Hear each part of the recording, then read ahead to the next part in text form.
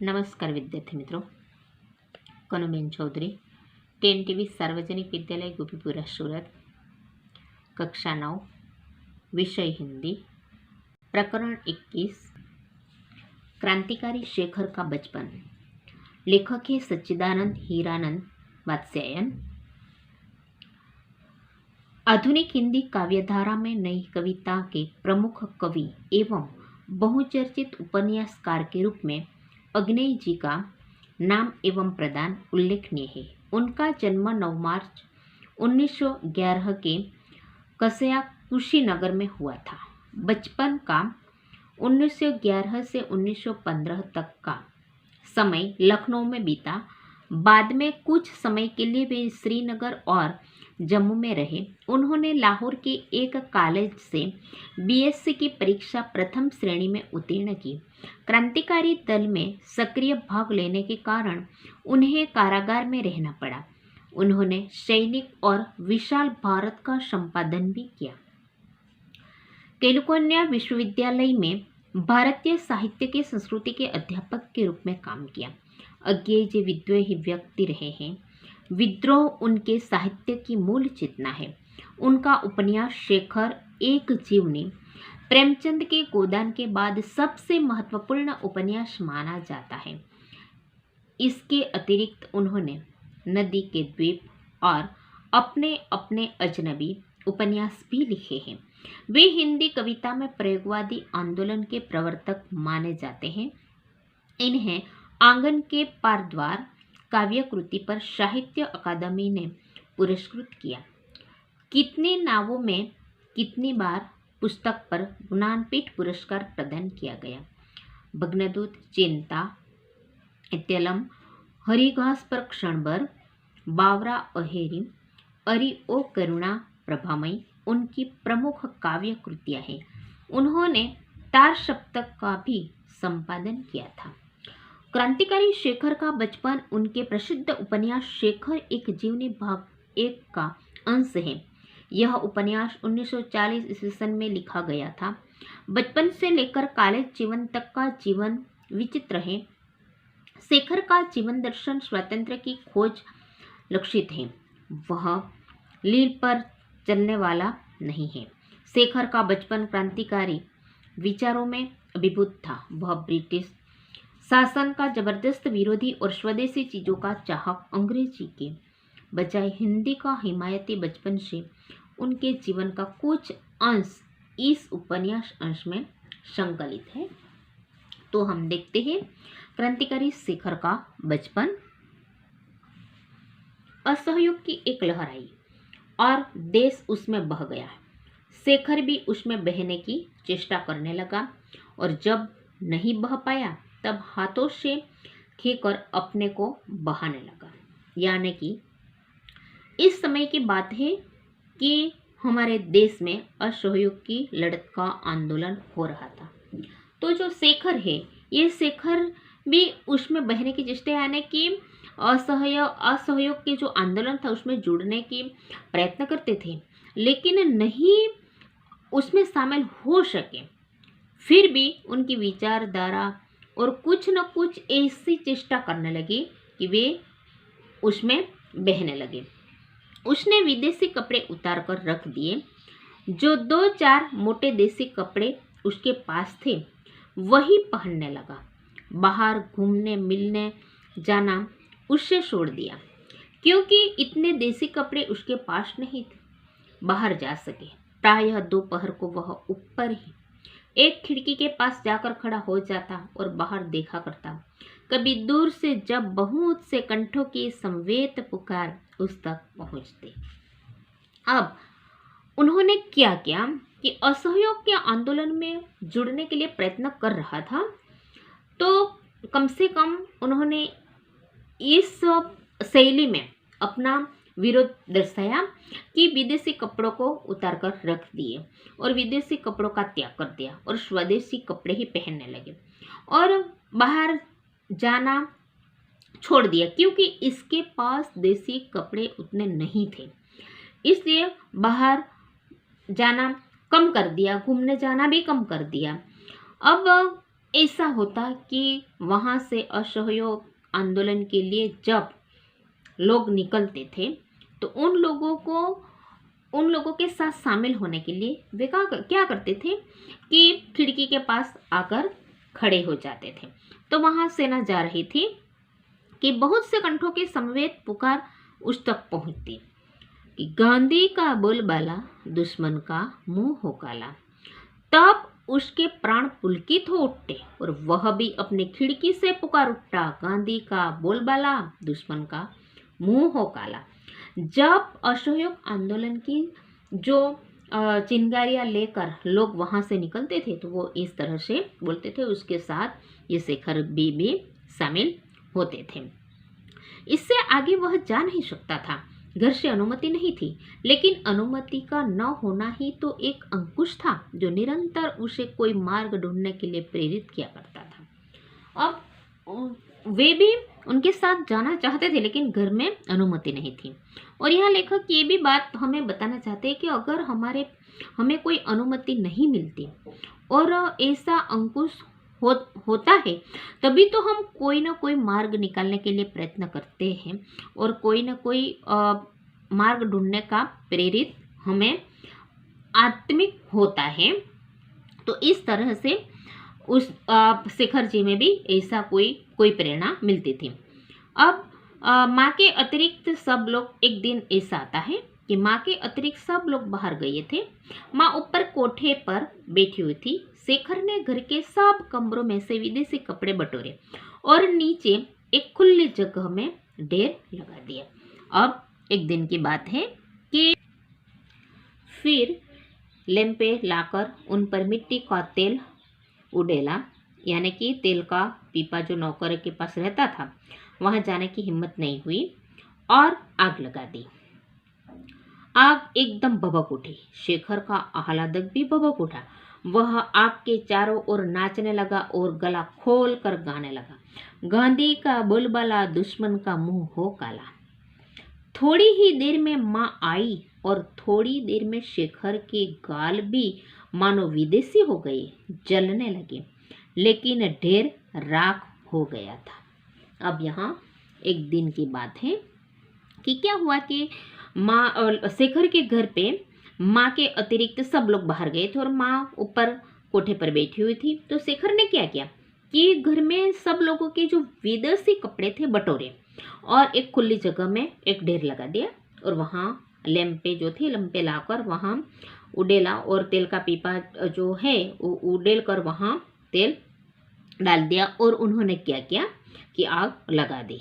अब ऐसा करने से क्या होगा, आग भभूक उठी और शेखर भी मानो आह्लादक से भभूक उठा और चारों ओर नाचने लगा और क्या गाने लगा, गांधी का बोलबाला दुश्मन का मुंह हो काला। अब थोड़ी ही देर में माँ आई और शेखर का गाल भी विदेशी जैसे यानी कि लाल लाल हो गए थे, लेकिन ढेर भी अब तो राख हो गया था।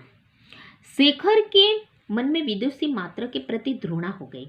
उसने देखा कि हमारे नश नश में विदेशी का प्रभुत्व ही नहीं, आतंक भरा हुआ है। उसे पुरानी बातें भी याद आई और नई भी वह देखने लगा। उसे यह भी ध्यान हुआ कि पिता उसे घर में भाइयों से अंग्रेजी में बात करने को कहा करते हैं। यह भी कि शैशव से अंग्रेजी बोलना जानता है पर हिंदी अभी सीख रहा है। उसकी पहली आया ईसाई थी और अंग्रेजी ही बोलती थी। इसका पहला गुरु जिसके साथ उसे दिन भर बिताना होता था एक अमेरिकन मिशनरी था जो पढ़ाना चाहे तो कुछ नहीं, यानी कि यहाँ शेखर को मानो विदेशी मात्र से घृणा हो गई थी और नश नश में उनका जो विदेशी प्रभुत्व था वो प्रभुत्व नहीं लेकिन आतंक लगता था और उन्हें ये अच्छा नहीं लगता था कि उनके जो भाइयों थे ये सब अंग्रेजी में बोलने लगते थे और अंग्रेजी में ही बात करना सीख रहे थे और हिंदी तो अभी अभी सीख रहे थे। और उसकी जो आया थी ये भी कौन थी, वो भी ईसाई थी और ये भी अंग्रेजी बोलते थे। हम हिंदुस्तान में रहते हैं फिर भी हम हिंदी नहीं बोल सकते, अभी तो सीख रहे हैं लेकिन अंग्रेजी प्रति हमारा लगाव ज़्यादा है। ये बात शेखर जी को पसंद नहीं थी। और जो अमेरिकन मिशनरी था, वो भी पढ़ाता कम था लेकिन अंग्रेजी की शिक्षा ज़्यादा देता था। शेखर ने देखा कि यदि मातृभाषा वह है जो हम सबसे पहले सीखते हैं, तब तो अंग्रेजी ही हमारी मातृभाषा हुई, क्योंकि हमें हमारी और विदेशी ही हमारी उसकी माँ। इसके आत्माभिमान को बहुत सख्त धक्का लगा, जिसे मैं घृणित समझता हूँ। इसे विदेशी को माँ कहने को बाध्य हूँ। उसे उसी दिन से बड़ी लगन से हिंदी पढ़ना आरंभ किया और चेष्टा से अपने बातचीत में से अंग्रेजी शब्द निकालने लगा। अपनी आदतों में से विदेशी अभ्यासों को दूर करने लगा। यानी कि शेखर को अच्छा नहीं लगता था कि सब लोग हिंदी को नकार रहे थे और अंग्रेजी में ही बात कर रहे थे, और वे ऐसा कहते हैं हम लोगों को कि अगर हमें जो भाषा पहले सीखते हुए हमारी मातृभाषा होती है, तो यहाँ तो हम हिंदी जानते तक नहीं और इंग्लिश में ही हम पढ़ते हैं, तो क्या अंग्रेजी हमारी मातृभाषा हुई? तो ऐसे हम विदेश को कैसे हमें हमारी माँ बता सकते हैं? तो इस तरह से उस जो शेखर जी है उसमें हिंदी के प्रति लगाव होने लगा, और वो व्यक्ति का क्या करने लगे कि बातचीत में अंग्रेजी शब्द निकालने लगे और हिंदी का प्रयोग ज़्यादा करने लगे। और अपने हिंदी ज्ञान को प्रमाणित करने के लिए और गांधी के प्रति अपनी श्रद्धा जिसे व्यक्त करने का कोई साधन उसे प्राप्त नहीं था, प्रकट करने के लिए उसने एक राष्ट्रीय नाटक लिखना आरंभ किया। जीवन में देखे हुए एकमात्र खेल की स्मृति अभी ताजी थी, इसलिए उसे लिखने में विशेष कठिनाई नहीं हुई। प्रश्नावला तो ज्यों की त्यों हत्या ले, केवल कहीं कहीं कुछ मामूली परिवर्तन करना पड़ा। उसके बाद नाटक आरंभ हुआ। एक स्वाधीन लोकतंत्र भारत का विराट स्वप्न, जिसके राष्ट्रपिता गांधी है और सिद्धि के लिए साधन है। अनवरत कताई और बुनाई, विदेशी माल और मनुष्य का परित्याग और प्रत्येक अवसर पर दूसरा गाल आगे कर देना। सत्य हरिश्चंद्र का इंद्रलोक आरंभ से हटकर अंत में आ गया था। अपने ऊपर शेखर की प्रतिभा द्वारा सूर्यास्त के सुनहरे टापू की छाप लेकर शेखर के नाटक का अंतिम दृश्य था स्वाधीन और बाधाहीन भारत, एक स्थूल आकार प्राप्त स्वप्न। यानी कि अब शेखर जी हिंदी के प्रति ज़्यादा लगाव रखते थे, और उसे बढ़ाने के लिए उन्होंने क्या किया कि कुछ लिखना प्रयत्न किया। तो कुछ लिखने के लिए उन्होंने क्या किया कि सत्य हरिश्चंद्र जो थे, उन्होंने अपने जीवन में पहली बार जो उनका परिचय लिया था, यानी कि उनके बारे में जाना था, इसे लिखने के लिए प्रयत्न किया और उसके प्रति लगाव था, इसलिए ये लिखने में उन्होंने कोई भी कठिनाई नहीं हुई और उन्हें ये उसका आरंभ कर दिया और ये लिख दिया। नाटक पूरा हो गया। अब नाटक पूरा हो जाता है। शेखर ने सुंदर देसी स्याही से उसकी प्रतिलिपि तैयार की और उसे अपनी पुस्तकों के नीचे छिपाकर रख दिया। पहले साहित्यिक प्रयत्नों की गति उसे अभी याद थी, इसलिए उसने अपना यह नाटक अमूल्य रत्न किसी को नहीं दिखाया, सरस्वती को भी नहीं। और हर समय जब जहां वह जाता, उसके मन एवं एक ध्वनि गुंजा करती, मैं शेखर हूँ, एक अपूर्व नाटक का लेखक चंद्रशेखर, और मैंने अकेले ही बिना किसी की सहायता से अपने हाथों से इसका निर्माण किया है। स्वाधीन बाधाहीन भारत के उस चित्र का मैंने। अब उन्हें जब यह नाटक पूर्ण किया तो उन्होंने क्या किया कि सभी पुस्तकों के नीचे रख दिया और किसी को दिया भी नहीं, और उन्हें जब भी जहाँ भी जाता उसके साथ ये पुस्तक रखता था और उनके मन में एक ध्वनि गुंजा करती थी, क्या कि मैं शेखर हूँ, अपूर्व नाटक का लेखक चंद्रशेखर हूँ, और मैंने जो पुस्तक लिखा है उसमें न किसी की मैंने सहायता ली है, मैंने अकेले ही बिना सहायता से अपने हाथों से उसका निर्णय किया है। शेखर के पिता एक दिन दौरे पर जा रहे थे और शेखर का साथ था। बांकीपुर स्टेशन पर सामान रखकर पिता और पुत्र वेटिंग रूम के बाहर टहल रहे थे और शेखर कुछ आगे, पिता कुछ पीछे पीछे। अब एक दिन की बात है कि पिता एक दिन बाहर जा रहे थे, साथ शेखर भी थे, और बाकी पूरे स्टेशन पर सामान रख दिया था और वेटिंग रूम के बाहर टहल रहे थे। तो हुआ क्या कि पास से एक लड़का आया और शेखर की ओर उन्मुख होकर अंग्रेजी में बोला, तुम्हारा नाम क्या है? शेखर ने सिर से पैर तक उसे देखा। लड़का एक अच्छा सा सूट पहने था, सिर पर अंग्रेजी टोपी और उसके स्वर में अहंकार था। शायद वह अपने अंग्रेजी ज्ञान का परिचय देना चाहता था।